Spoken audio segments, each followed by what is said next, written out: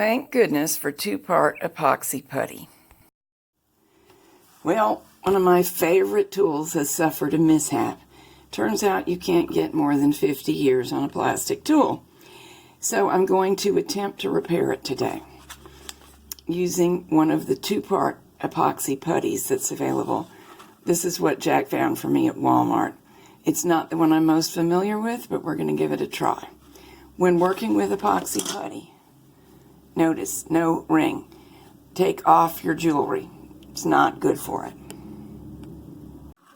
These come in plastic tubes and the putty is inside of them. Be sure to close your tube back when you're done with it, because we won't need anywhere near all of this, and it will last a long time if I can ever get it out. Here it is. I'm going to use some scissors that I don't care very much about. I can probably clean them off later. You can just tear off a chunk, but this will make a neater cut for reusing later. And now immediately back into the tube goes the remainder. Let's peel this off. It's wrapped in a little piece of plastic. Now you can see some of them, there's a more dramatic color difference, but we have two different substances, and they won't harden until they are blended together. Don't worry about the fact that I'm working with bare skin. If you have very sensitive skin, wear those plastic disposable gloves, but this will come off of me without much scrubbing, and it's never bothered me.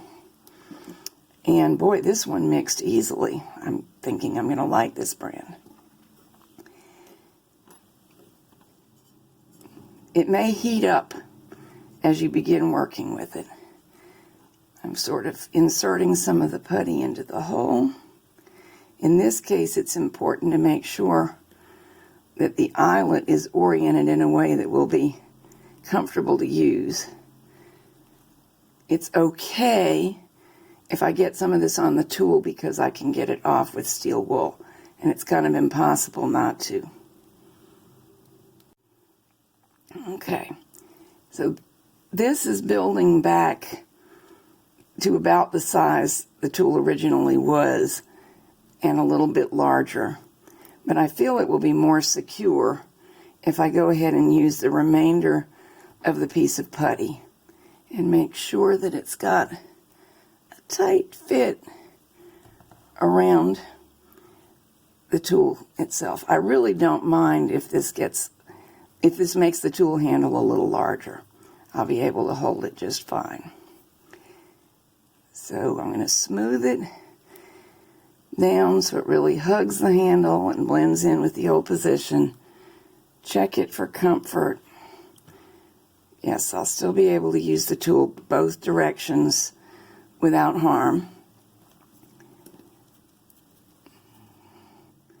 I'm trying to smooth the transition out a little bit.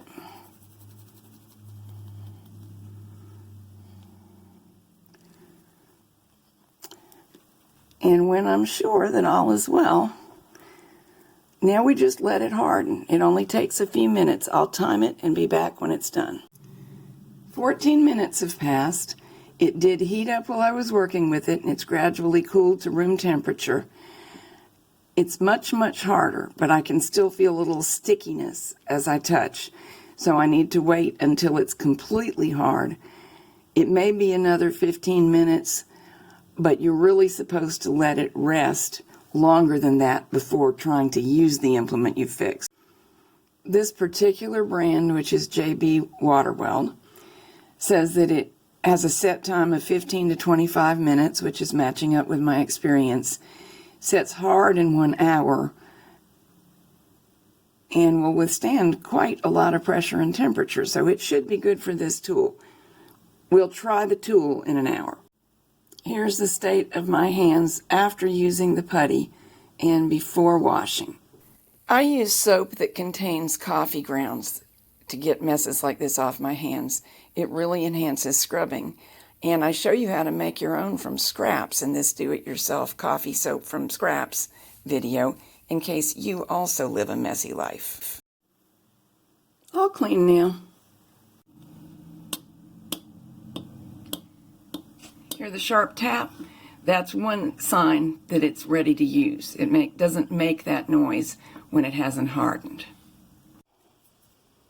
Let's give it a try.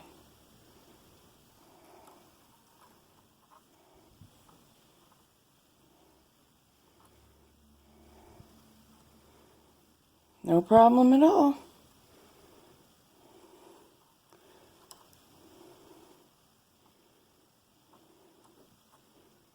Beautiful.